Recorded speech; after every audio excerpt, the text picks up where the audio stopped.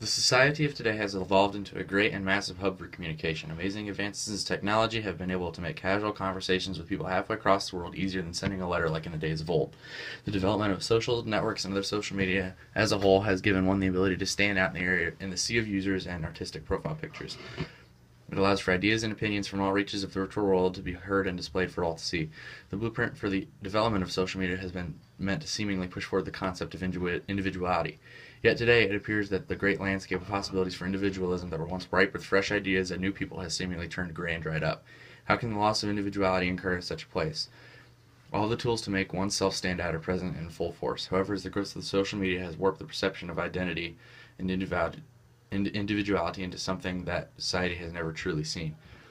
Identity is what lies at the center of this dramatic change. On social media, there are no official rules when expressing oneself. Only one can say they are whatever they want about themselves and be complete opposite away from the virtual world. Ultimately, social media creates a loss of individualism and the separation of one's identity from their true identity outside of the virtual world. The overall loss of the individual identity can be attributed to several things that social media brings to the table. However, one of the major reasons there is a loss in identity is the concept that social media networks make us more lonely. According to Stephen Krauss's article on the subject, the shift in social media shifts the paradigm as to how we understand and relate to the things we read and watch online, and indeed how we read and watch each other. On social media, one sees merely what someone says about a subject. The person who says it can have a profile with seemingly no connection to what they may have just said. Loneliness comes when further explanation of that person reveals that they may be nothing like what they look like on the surface. This just leaves the curious individual back on square one when it comes to finding that potential new friend. Such vast change in identity can so quickly can create such voids in the perception of what one may think is true of one person versus the reality of what that person is actually like. Even after the disheartening discovery of a different reality than what is expected, that person may even change their own online identity in order to appeal to the group or individual they want to fit in with. This creates not only a disillusion of the identity by the potentially misleading person behind the other profile, but it creates a separation of one's identity of their self and the identity that they have forged for themselves online. This separation can intensify as time goes on, but it also depends on the person using the network. At times, one can become completely involved in their virtual identity and dedicate the majority of their time to it, seemingly disregarding and neglecting their life outside of the screen. Many examples of this occur in the world today. Games such as Second Life and other role-playing games offer very in-depth and comprehensive life in a game. This is an example of how a life on social media can take over the identity and seemingly lead on to the abandonment of one's real-life identity. Social media is ever-developing ways of customizing and allowing for complete anonymity and individuality is one factor that leads to the great dilemma of dissociation of one's identity. However, that is not the only source of the struggle with identity.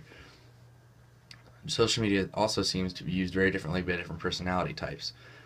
Different social media networks tend to be used by introverted people, and extroverted people tend to use more direct instant messaging networks. According to Teresa Correa, who wrote an article concerning the subject, she writes, individuals high in neuroticism as well as people who are extroverted seem to have greater use of instant messages.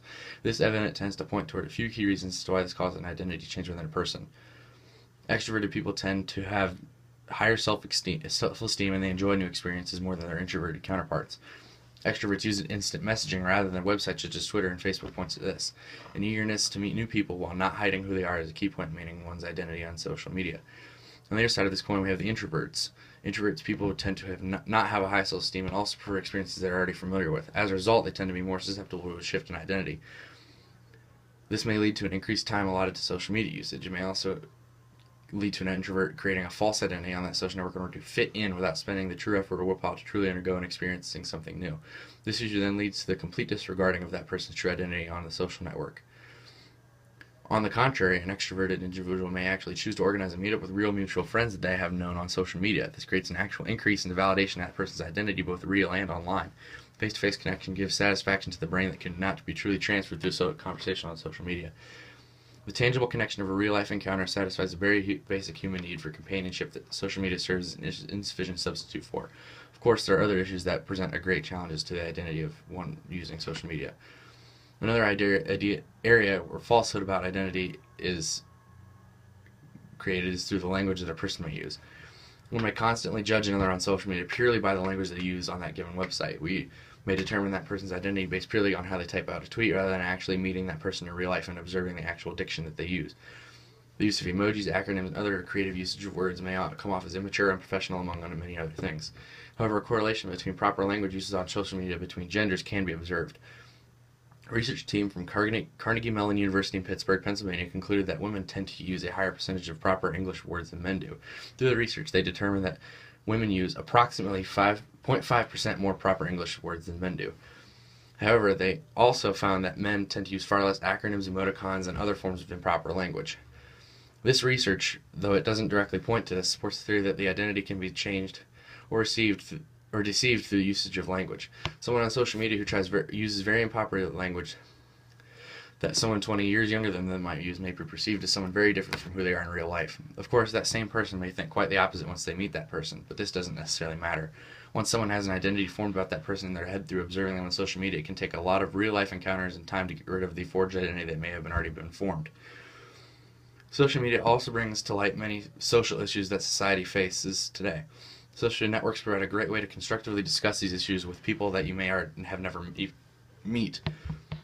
Through research conducted at Clemson University Department of Health, Jimmy Sanderson and others deducted that social media sites such as Facebook and Twitter serve as forums where group members discuss and debate challenges to group values and promote action steps that can mitigate social identity threats.